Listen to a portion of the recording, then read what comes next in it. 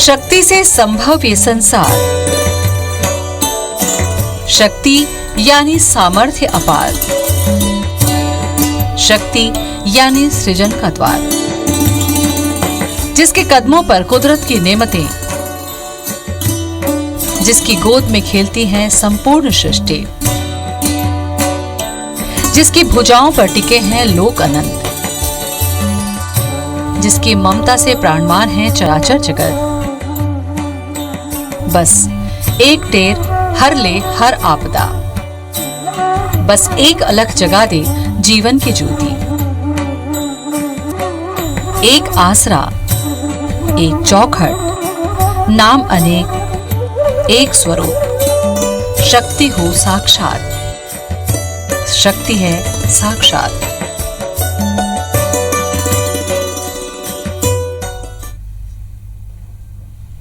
या देवी सर्वभूतेषु शक्ति रूपेण संस्थिता नमस्तस्यै नमस्तस्यै नमस्तस्यै नमो नमः। नमस्कार, मैं हूं आपके साथ ज्योति सिंह। स्वागत है आप सभी का हमारे खास कार्यक्रम अर्पण में।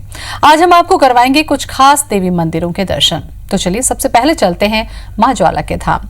विदिशा के दुर्गानगर में विराजती हैं मां ज्वाला, जहां नवरात्र में ही नहीं बल्कि साल भर जगमगाती है अखंड ज्योति। जो जिस कामना को लेकर मंदिर में ज्योति स्थापित करता है उसकी वो मनोकामना पूरी होती है। तो चलिए चलते हैं मां ज्वाला के दरबार।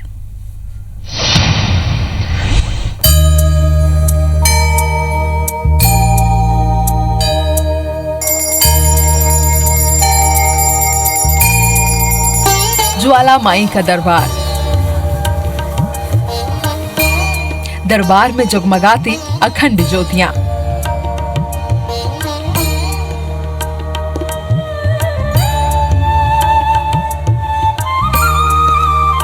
जिसने जिस मन्नत को लेकर इस धाम में अखंड ज्योति जलाई उसकी मनोकामना जरूर पूरी करती है विदिशा के दुर्गानगर में विराजी मां ज्वाला। ये धाम इसलिए भी विशिष्ट माना जाता है क्योंकि इस मंदिर में साल के 365 दिन चलती है अखंड ज्योतियां। नवरात्र में तो मंदिर का कोना कोना जगमगा उठता है अखंड ज्योतियों से।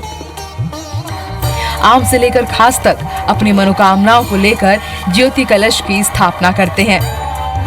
देश ही नहीं बल्कि विदेशों में बैठे भक्त के नाम से भी ज्वाला देवी के दरबार में अखंड ज्योतियां प्रज्वलित होती हैं। इस मंदिर में विशेषता यह है कि यह मंदिर 70 साल पुराना वर्ष है। यह मंदिर है, इस मंदिर में विशेष आस्था है कि यहाँ पर सबकी मनोकामना पूर्ण होती हैं। इस मंदिर में विशेष तौर से यहाँ बच्चे शादी ब्याह और जो उनकी कामना पूरी उनकी अखंड ज्योतियाँ जलती हैं। अखंड ज्योति आज 50 साल से जल रही है इस मंदिर में। ज्वाला माँ के इस मंदिर की स्थापना को लेकर कहा जाता है कि गांव के ही रहने वाले एक पुजारी को स्वयं माँ ज्वाला ने स्वप्न देकर प्रतिमा स्थापित करने को कहा था। इसके बाद मंदिर निर्माण शुरू हुआ, जिसके लिए एक मुस्लिम भक्त ने मंदिर निर्माण के लिए जमीन दान में दी और आज यहाँ भव्य मंदिर में मां ज्वाला विराजी हैं।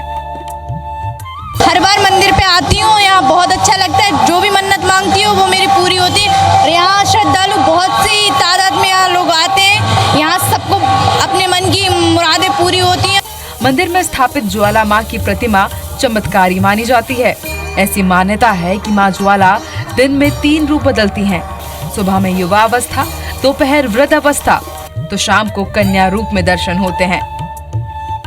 वैसे तो साल भर ज्वाला मां के इस दरबार में आस्था का मेला लगता है, लेकिन नवरात्रि में जय माई की जयकारों से ये इलाका गूंज उठता है। Bureau report IBC 24।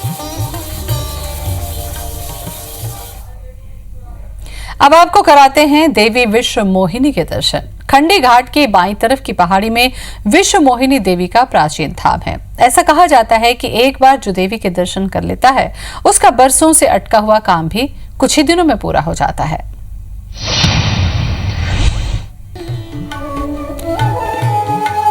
ये है देवी विश्व मोहिनी का धाम।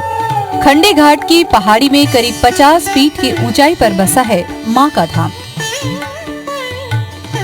देवी विश्व मोहिनी के मंदिर के नाम पर यहाँ एक मामूली झोपड़ी बनी हुई है।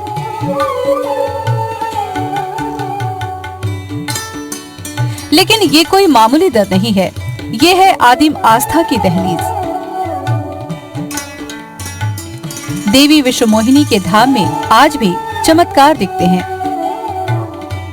यहाँ देवी की प्रतिमा के पास ही एक ऐसा पत्थर रखा हुआ है जिसे मोहिनी पत्थर कहा जाता है।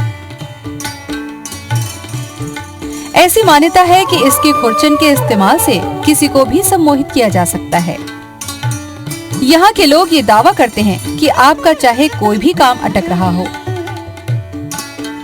कैसी भी अड़चन आ रही हो, बस मोहिनी पत्थर की जरा सी खुरचन उस जगह पर छिड़क दीजिए, आपका काम खुद ब खुद हो जाएगा।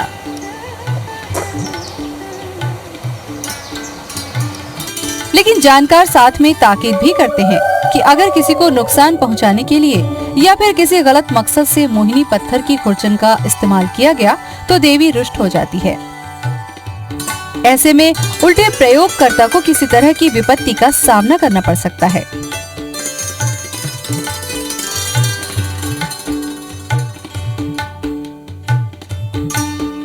दुर्योप इला करीम बाबू कोई लोभ लालच कोई खराब चीज करे में यहाँ शुभ चीज नहीं मिले, यहाँ कोई घटना कोई अशुभ चीज मिलती विश्वमोहिनी को। हाँ, देवी विश्वमोहिनी के धाम में न तो दूसरे देवी मंदिरों की तरह तामझाम दिखता है और न ही वैसी भव्यता, लेकिन यहाँ बरसों से आस्था का चमत्कार दिखता रहा है।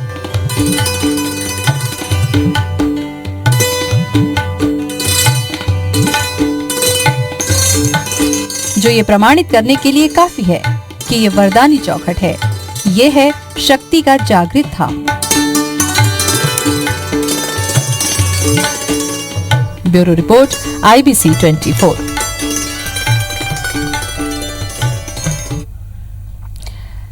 रामायण की कहानी हम हर साल सभी लोग पढ़ते और सुनते आ रहे हैं, जिसमें हमने राम और उनके भाइयों के बारे में जाना, लेकिन बहुत ही कम लोगों ने राम की बहन शांता के बारे में सुना होगा, या कहें कि सुना ही नहीं होगा।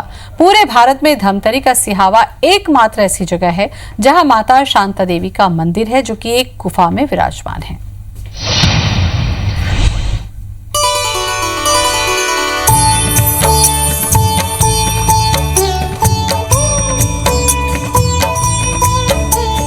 धमतरी के सिहावा में है माता शांता देवी का मंदिर। जिला मुख्यालय से 70 किलोमीटर दूर सिहावा में 200 मीटर ऊंचे पहाड़ पर स्थित है माता का मंदिर।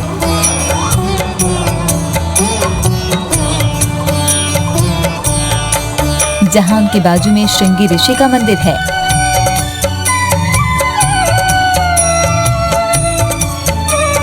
आज भी यहाँ उनके रहने के कई प्रमाण मिलते हैं।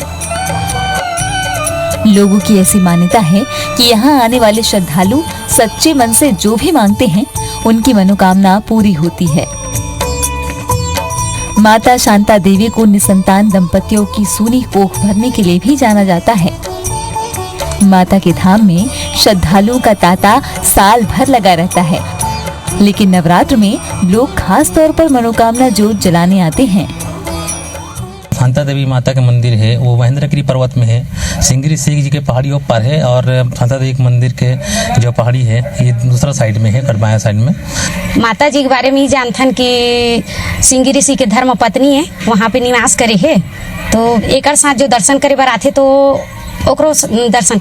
शांता देवी ऋषि श्रृंगी की धर्म पत्नी थी। कहते हैं राजा दशरथ के लिए पुत्रेष्टि यज्ञ करने के बाद श्रृंगी ऋषि देवी शांता को लेकर यहाँ आए थे। कहा जाता है कि यज्ञ के बाद राजा दशरथ ने श्रृंगी ऋषि को दक्षिणा के रूप में अपनी पुत्री को दे दिया, लेकिन श्रृंगी ऋषि ने शांता देवी को पत्नी के रूप में स्वीकार नहीं किया, जिसके बाद शांता देवी श्रृंगी ऋषि के पास में रहने लगी। शांता माता का तो वो है, रामायण में इतिहास बताया है कि दशरथ नंदनी है। स्वीकार करता हूँ लेकिन अंगीकार नहीं करूँगा बोले वो। अब अंगीकार नहीं किया है, इसलिए बाबा जी उधर बैठे हैं तो माता जी यहाँ बैठे हैं। किंवदंती है और स्कंद पुराण में भी है, देवी पुराण में भी है। ये राजा दशरथ की कन्या है। सिहावा में मौजूद श्रृंगी ऋषि का आश्रम और शांता देवी की गुफा दोनों ही आज आस्था की चौखट में बदल गए हैं।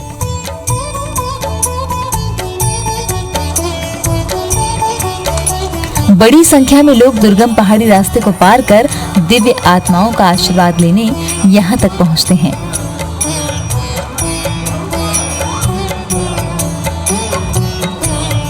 Bureau report IBC 24।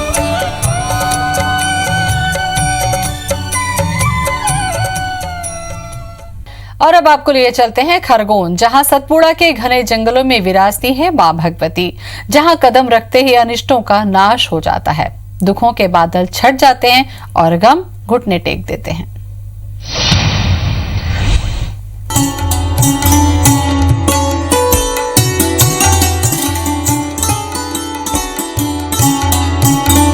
निर्धन को धन, निसंतान को संतान, सकल मनोरथ पूरे होते हैं भगवती के इस द्वार पर। ये चमत्कारी द्वार है खरगोन से 35 किलोमीटर दूर सतपुड़ा की वादियों में। पहाड़ के शिखर पर विराजी हैं मां भगवती। ऐसी मान्यता है कि भगवती माता के इस प्राचीन मंदिर का निर्माण सबलगढ़ के राजा सबल ने कराया था। कहते हैं कि राजा सबल ने अपनी पुत्री के विवाह में 36 करोड़ देवी देवताओं का आह्वान किया था, जिसके बाद मां भगवती ने प्रसन्न होकर राजा सबल को साक्षात दर्शन दिए थे।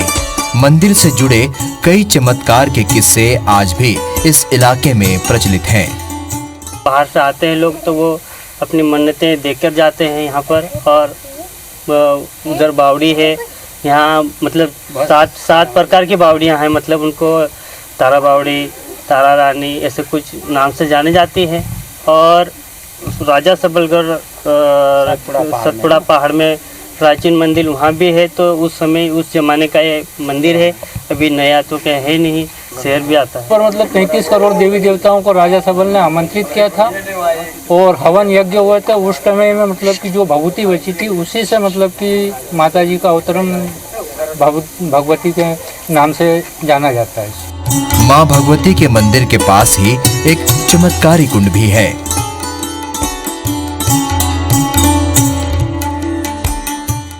कहते हैं इस जलकुंड में स्नान मात्र से सभी रोगों का जड़ से खात्मा हो जाता है। बताते पुराने लोग कि ये ऐतिहासिक मंदिर है और पूर्व तत्व का बना हुआ है और उसी समय माँ भगवती का भी निर्माण हुआ था। माँ भगवती के इस धाम में नवरात्रि के पावन पर्व पर विशेष अनुष्ठान होते हैं।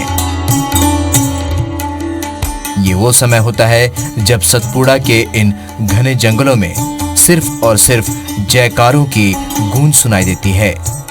Bureau report IBC 24। पन्ना जिले के पवई में मां कलेही का पवित्र धाम है, जहां माता रौद्र रूप में विराजी हैं। ऐसी किंवदंती है कि माता इस स्थान पर स्वयं प्रकट हुई थी और कन्या रूप में पत्नी नदी के किनारे स्थापित हुई। आखिर क्यों माता कलेही को कन्या रूप में विराजित होना पड़ा, आइए देखते हैं।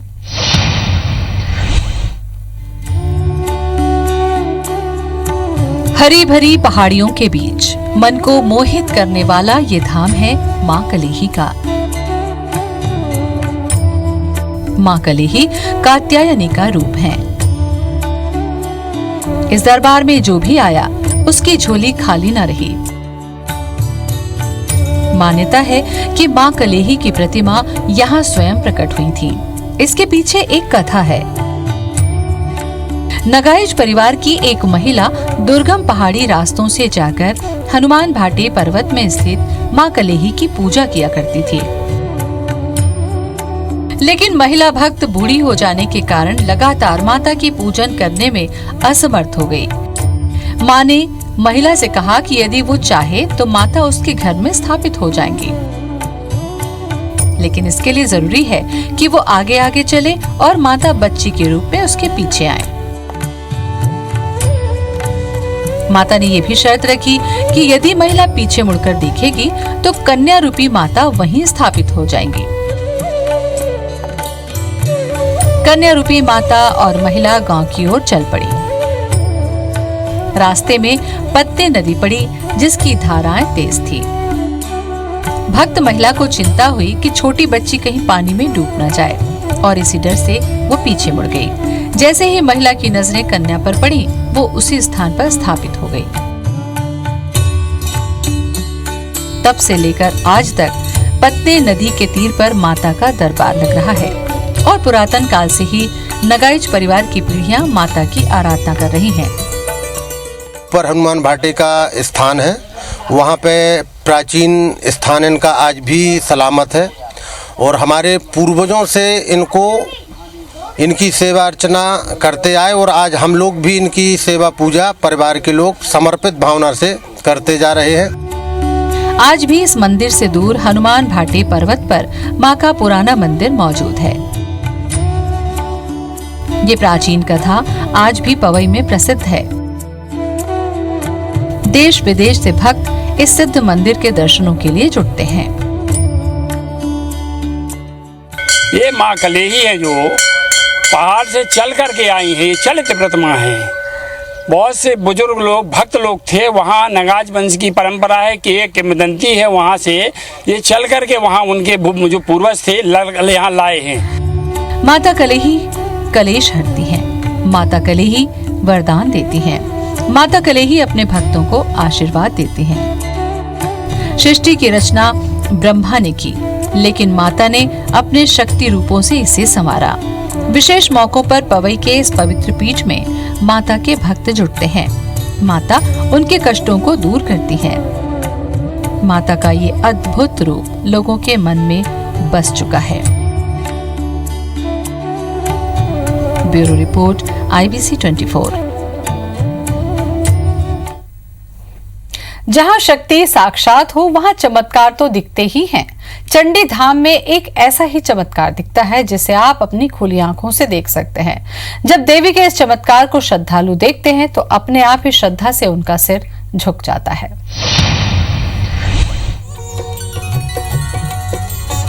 केवल इंसान ही नहीं बल्कि हिंसक जानवर भी देवी चंडी के दर पर सर झुकाने के लिए आते हैं।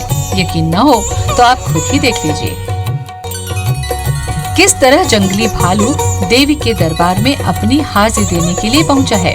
ये कोई एक दिन की बात नहीं है, बल्कि आए दिन यहाँ शाम ढले 3 भालू पहुंचते हैं। वो पूरे मंदिर परिसर में आराम से घूमते फिरते हैं, लेकिन कभी किसी श्रद्धालु को नुकसान नहीं पहुंचाते। कई बार ये देवी की प्रतिमा के सामने घंटों बैठे रहते हैं और फिर चुपचाप वापस लौट जाते हैं। जो भी हो, श्रद्धालु इस नजारे से रूबरू होते हैं और इसे माता का चमत्कार मानते हैं।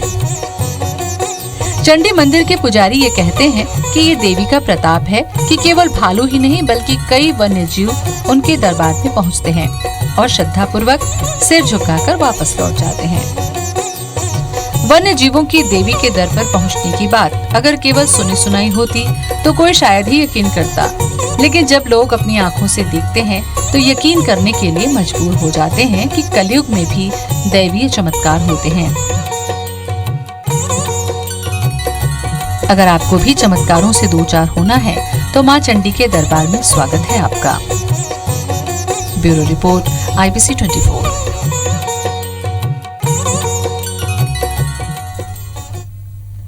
और इसी के साथ अर्पण में आज बस इतना ही। मुझे दें इजाजत। नमस्कार।